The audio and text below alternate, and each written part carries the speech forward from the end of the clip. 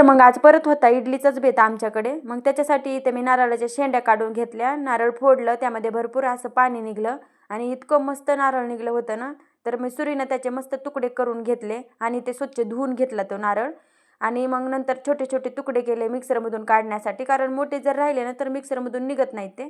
मग कट केलेले तुकडे, हिरव्या मिरच्या, चवीपुरतं मीठ, थोडीशी साखर सर्व मिक्सरमधून काढून घेतलं मी आणि नंतर कढईमध्ये ठेवलं तेल, तेलामध्ये टाकल्या मोहऱ्या, कढीपत्ता मस्त तडतडला आणि चटणीमध्ये मस्त असं चरकन वाजू दिला आणि नंतर छान असं मिक्स करून घेतलं। आता चटणी होईपर्यंत इकडे डाळ पण मस्त अशी शिजली होती आणि सांबारसाठी इकडे केली तयारी। कढीपत्ता, कोथिंबीर, आलं लसणाची पेस्ट, कांदा, गूळ आणि चिंच भिजत घातलेलं पाणी।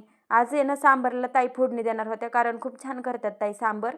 मग कढईमध्ये टाकलं तेल, तेलामध्ये मोहरी, आलं लसणाची पेस्ट, कांदा सर्व मिक्स करून घेतलं आणि नंतर टाकले मसाले, सांबार मसाला, लाल तिखट, हळदी पावडर, चवीपुरतं मीठ आणि हटून घेतलेली डाळ, ते सर्व टाकून छान असं मिक्स करून घेतलं आणि त्यानंतर टाकलं मग चिंच आणि गुळाचं पाणी, ते टाकून पण मस्त असं मिक्स करून घेतलं आणि सांबार इथं छान उकळू दिलं आणि नंतर त्यामध्ये टाकली कोथिंबीर।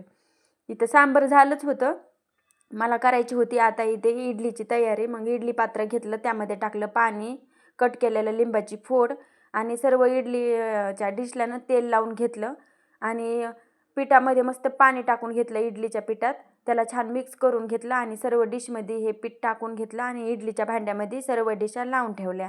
तर आपली इथं मस्त अशी इडली तयार झाली होती। मग इडली, सांबार आणि चटणी सर्व ताट मी तयार केलं। कसा वाटला व्हिडिओ नक्कीच कमेंट करून सांगा, लाईक करा।